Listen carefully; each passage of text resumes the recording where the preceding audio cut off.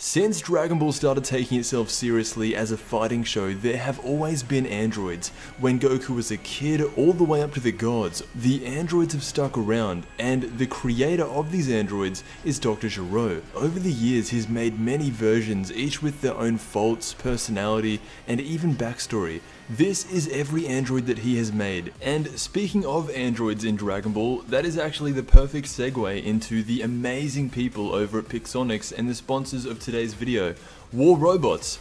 My personal favorite is Doc. As you can see right here, he's really strong and he's jumping around, does a lot of damage. This is the main element of the game you're seeing right now, where you go all in, it's all about tactics. You can choose and upgrade any robot you want to go into battle with in this rich 3D world.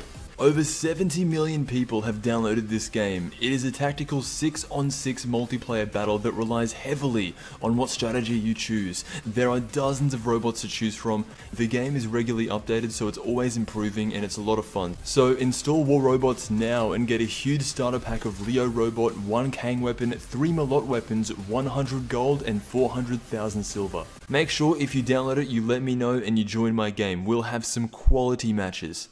We met a few androids in early Dragon Ball in the Red Ribbon Saga, and one piece of information that really helps you understand how the androids developed over time is this. This is all the androids that Toriyama planned in his manga, starting with androids 1 through 7.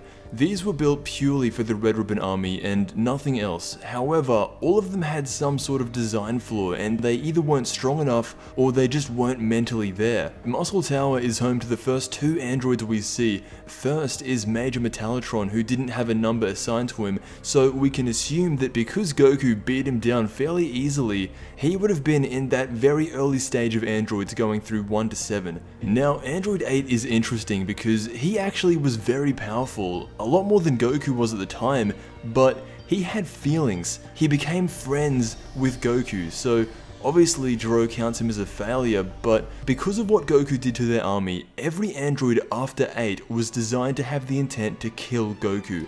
So next is Android 9. Not a lot of people probably know about this guy, and that's because he doesn't really do anything, but in Dragon Ball Online, following the defeat of the Red Ribbon Army, Dr. Gero recreated the leader of the army, Commander Red, as a cyborg. However, he had a lot of problems just like every other android so far, and he was scrapped. As the years go by, Gero was able to come so close to making these perfect androids, and these were androids 13, 14, and 15. They were so good that they even got their own movie. Android 13 was at full power the strongest android at the time. No one could touch him, but the story of how he was made is actually pretty interesting.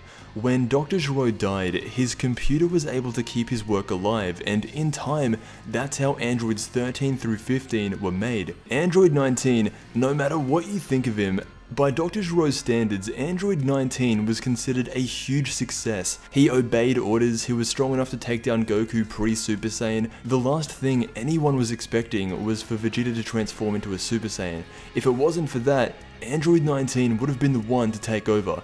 We all know about 17 and 18.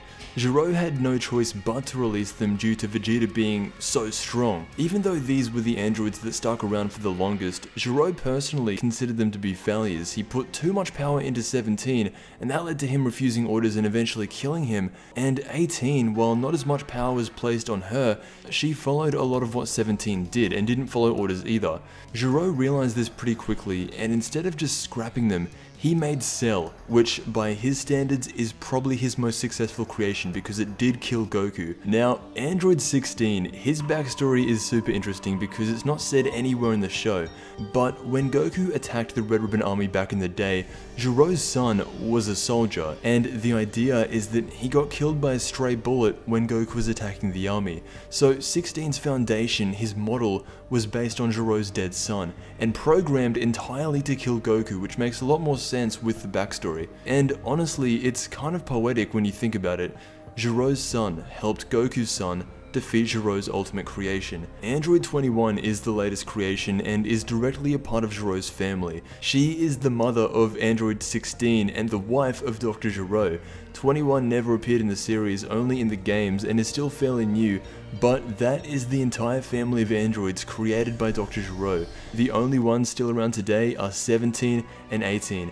And if Gero could see how strong 17 has gotten now, rivaling gods, I think he'd be a little bit confused, maybe even a little bit proud. But anyway, let me know what you think. I want to thank you so much for watching, and I'll see you in the next Dragon Ball video.